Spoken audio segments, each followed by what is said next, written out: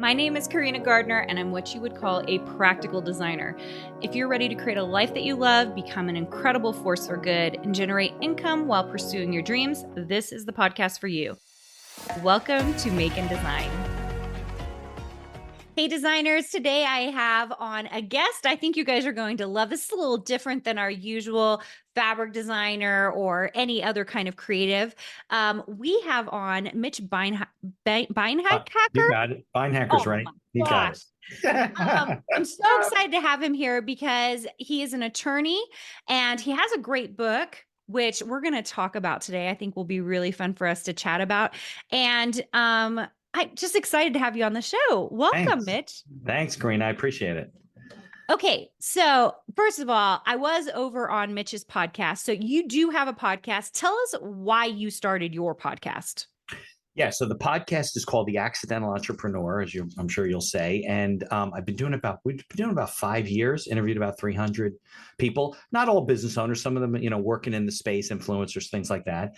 But as an attorney, I've been doing contract work and transactional work and whatever for more than 30 years. Constantly, I get small business owners that come to me and say, hey, I'm having trouble. I need to get out of this lease. I need to shut down my business. I need to do this and that. And I'm like, well, what does your business plan say? Can I take a look at your materials? And they got nothing.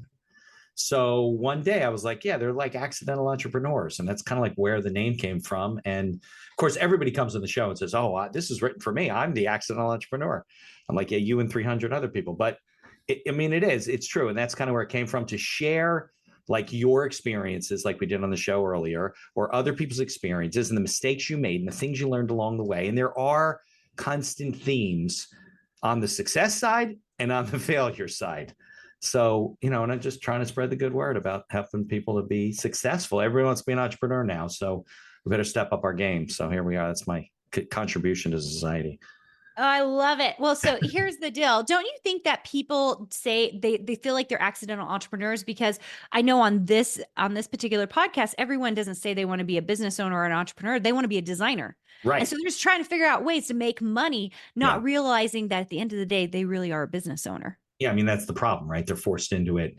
If you want to create anything and you want to make it a living as opposed to having a job, and this is like a side hustle, you do have to learn some fundamentals. You don't have to have 20 people in your organization and build a big group. I did that and I walked away from it. I never want to do it again. But, you can still have, let's call it a consultancy, freelance design company, if you should have a name for the company, whatever, where you can use some fundamentals, do some things in writing, actually write a business plan. I had a business plan challenge like during pandemic. We did for it was 5 days, write a business plan. We had different things you do each day. And at the end, and only like 2 out of 50 finished, right? They would really very, very, it was not good. But I did get some people who are either solo practicing attorneys or they're designers like you and have a solo practice or the consult. They were like, should I be doing this? I'm like, yeah, of course you should be doing this. And they did. And some of them did well with it. But we got to put things in writing. We got to have a little track to run on so we can go back to it. Because if you're creative, you got so much stuff running through your head. I got a lot of stuff running through my head and I'm not creative. So I can't imagine the ideas that are running through everybody's head in your world, right? They better take time and put it on paper so when they go back, they don't have to try and reinvent the wheel. And that's a lot what the book's about. It's a lot what I talk about. I want people to start putting things in writing. Yeah. So let's talk about this. And by the way, all of you designers who are listening to this and are like, I don't have something down on paper. This is a good reminder to maybe just write down some of the things you want to do. It doesn't have to be this crazy formal thing, although Mitch probably has some expertise in that. But sometimes I think people think it needs to be like this MBA business plan. Right. Does not. 1 page. Yeah. And what's on that 1 page? What would you say would be on that page? You'd write down this is my product. This is how I'm going to market it. It's like 4 parts. I actually have a template. It's not 1 page, but like 4 major parts, right? You have either your product or in this case, your service, right? But it might be a product too. Your product or service, your people, right? We were talking about that on my show, right? You can't do everything yourself. So you can get virtual people. They don't have to be on your payroll, whatever. But you got to get to the point where as you're growing, You can't do it all yourself. Like I do a certain amount of business. If I want to double what I'm doing, I can't do it myself. My fingers will be bleeding. I can't physically do that much work. So the people side of it is really important. And the marketing side of it's really important. How am I going to market this? How am I going to reach people?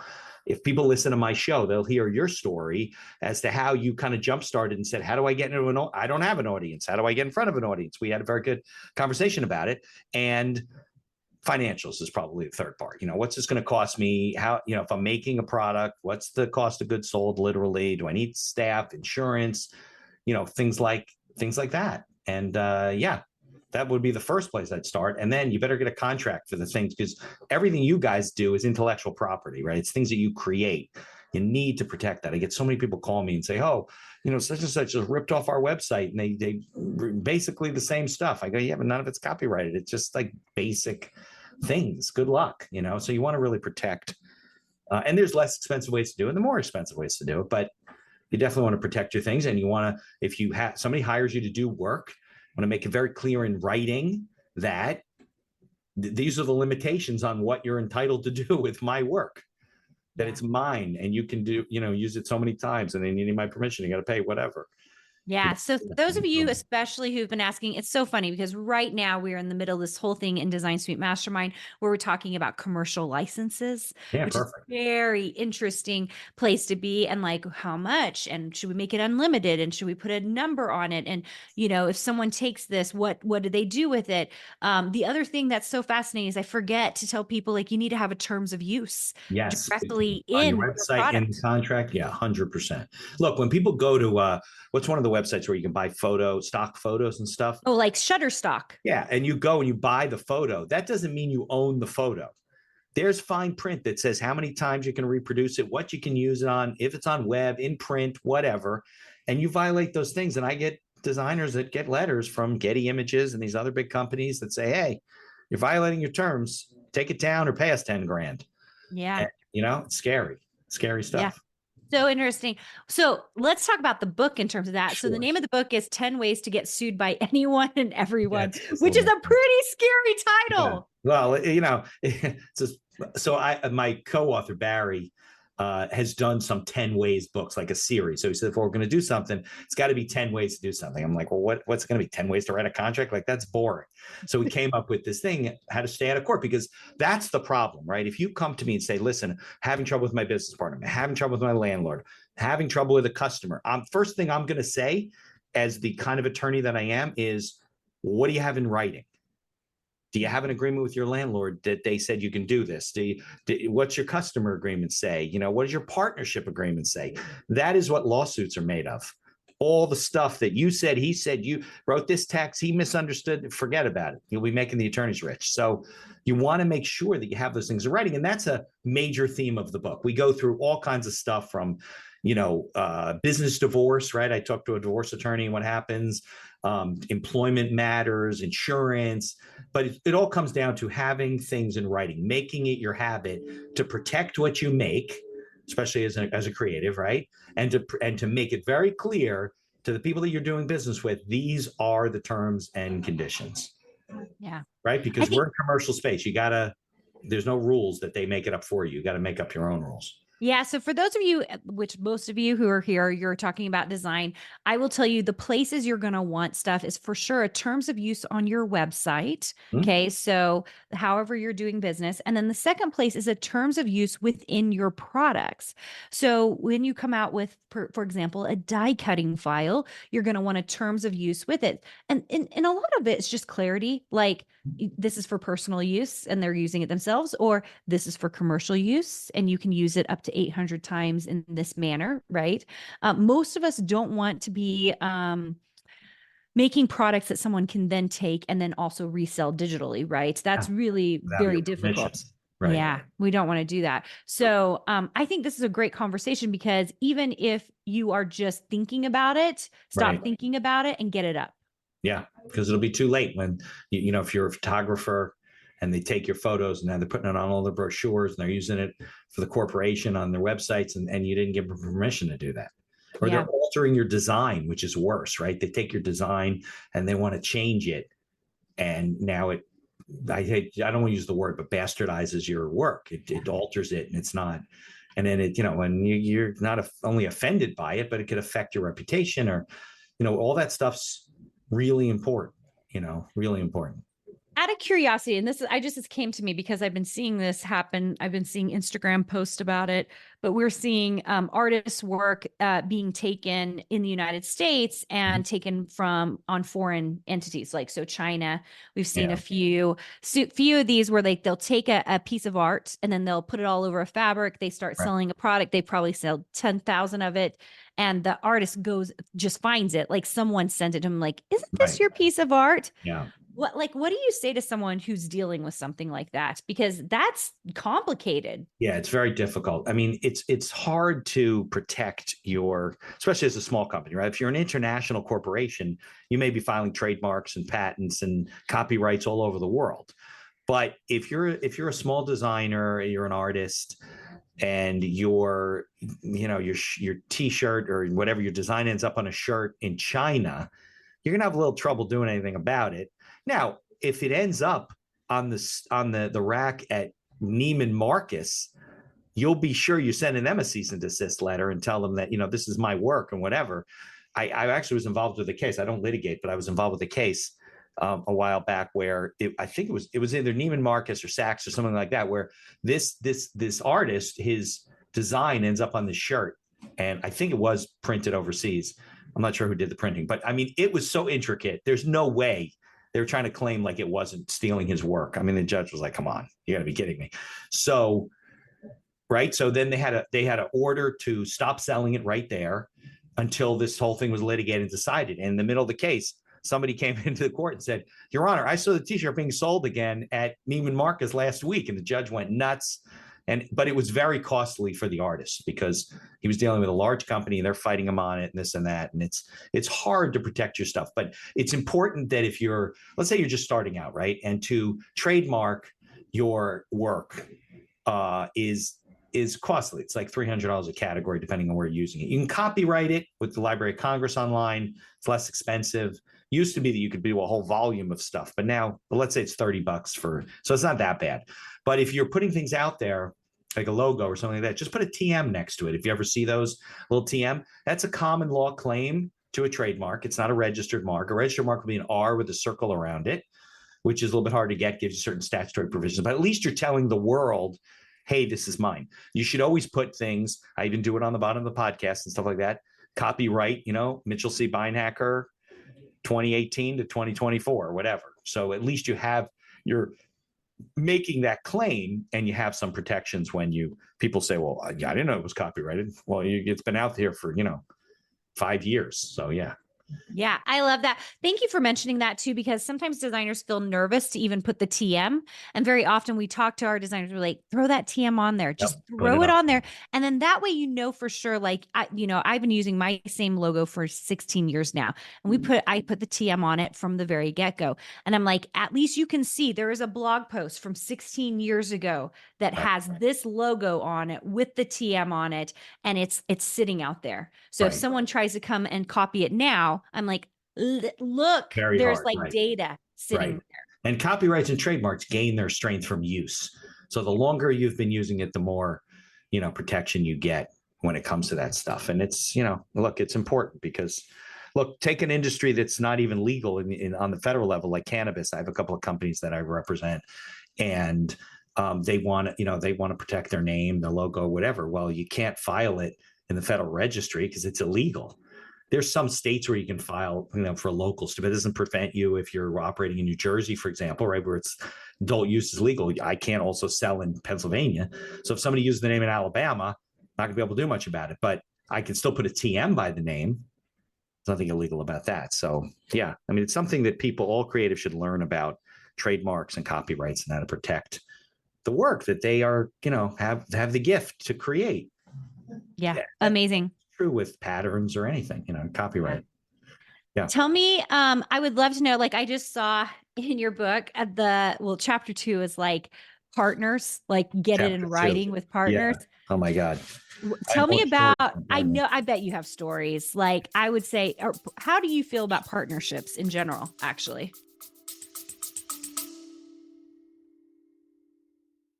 Have you been dreaming of earning a master's degree or a design certificate that could lead you to launch your very own business?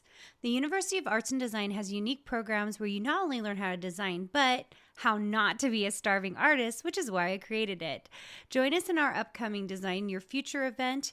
Visit uad.education/design your future to learn more about our students, discover the courses that we offer, and find out more about how you can become part of something truly unique in the university experience.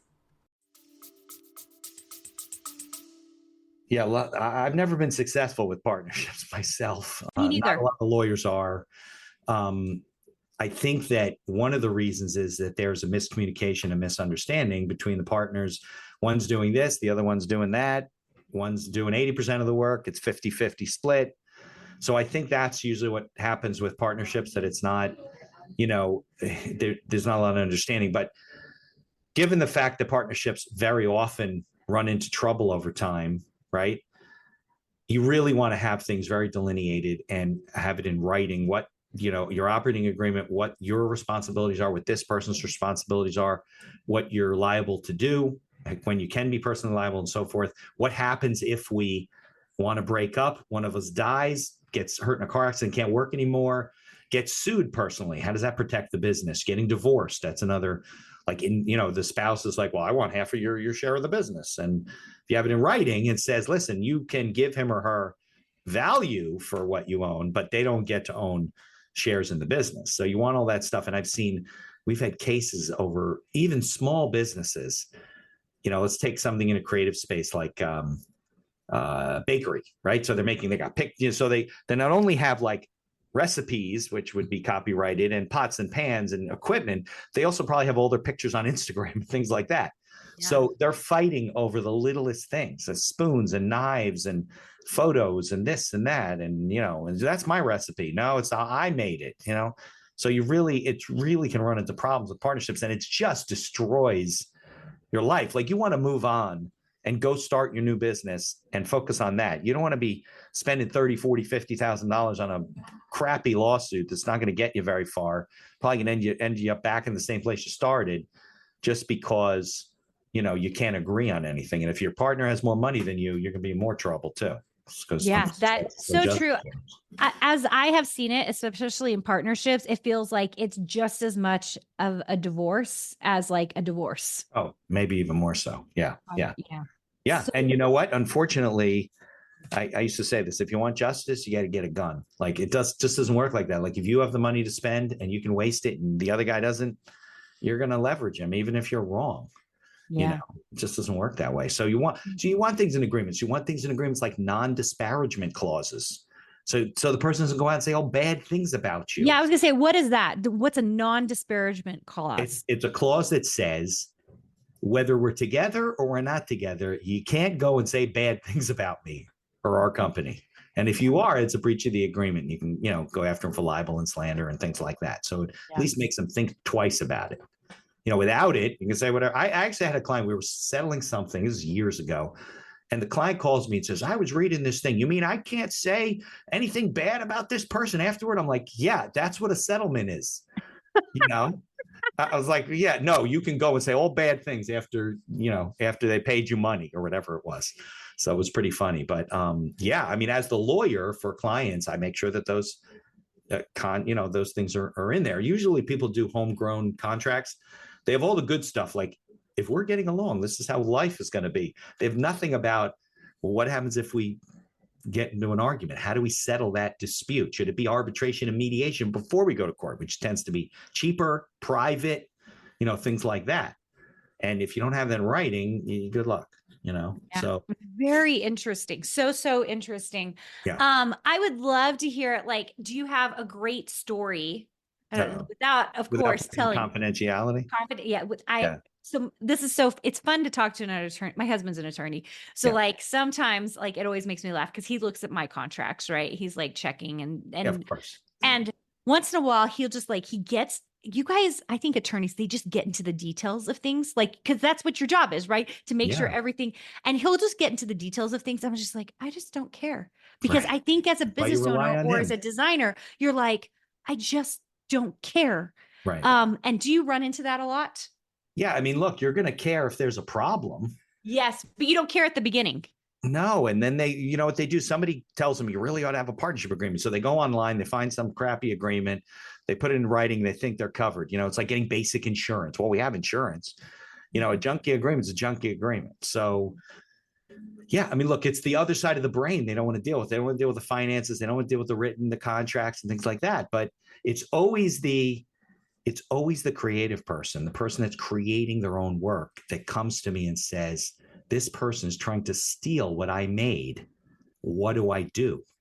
And I don't have a good answer for them if they haven't protected themselves from the beginning. I mean, sure, you find a good attorney, you trust them, whatever, but you still should kind of know what's in your agreement. Have it explained to you once, like your will, right? So you have your will explained to you one time. It's great. You sign it, you put it away, and don't talk about death anymore, right? But you know that it's done, and that's where the problems come from. They come from misunderstandings. Let's assume that everybody is well intended, which we know is not the case. But let's assume they're all well intended, right? There are more misunderstandings. Part of the book, I think it's in chapter, let me think, is about memory, right? So I did a chapter. I interviewed. I think maybe it was in the first or second chapter. I interviewed a guy. It's a sidebar in one of the chapters, who was a memory expert. He goes and speaks to groups. I've seen him speak about, you know, you've seen like Kevin Trudeau and those guys where they go and, right, he can name, this guy can do it. He can name 100 people's names in the room after he meets them. And, you know, he's one of these guys. And he has a whole system how to prove your memory. So we were talking about how accurate our memories are, and you can train them to be better with things when you meet people at a cocktail party, whatever. But long term, our minds are like these boxes with sticky notes, and the sticky notes are stuck to the wrong things. And, you know, I guarantee that wherever you thought you were 9/11 and where I was on 9/11, which is what they consider to be a flashbulb moment, these moments in life when the Challenger blew up or whatever happens in our life, whatever you're thinking, it's not completely accurate. Right. So as a result of that, your well-intended partner and you will remember things differently, and they're probably neither of them are completely accurate. Right. They would say you get two people in the room, you get three opinions. And that's what happens. So it's important when you do know what you said and you write it down at the beginning and say, this is what we agreed to, that if we split up, I get to take my designs. These are mine. You could take your, and life can go on. And okay, it didn't work out. So what? As opposed to arguing about everything, that you recognize that you're not going to remember everything correctly. It's just not going to happen. And that happens all the time I get cases that are blown up because of that, because they're like, well, I have text messages and this guy said, I'm like, good luck, you know, and it's hard.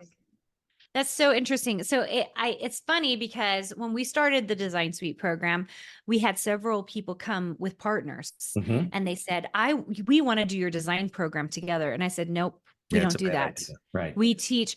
Well, and there's a couple of things wrong with that. I've only been in one partnership ever, very little business that lasted 6 months. Right. Yeah. And the thing I learned from that is there is always one person who does more than the other. Yeah. Always. Just the natural. It's not the fault of the person who does less. They just literally don't even know that they are doing less. Right. Usually. That's what you kind of see.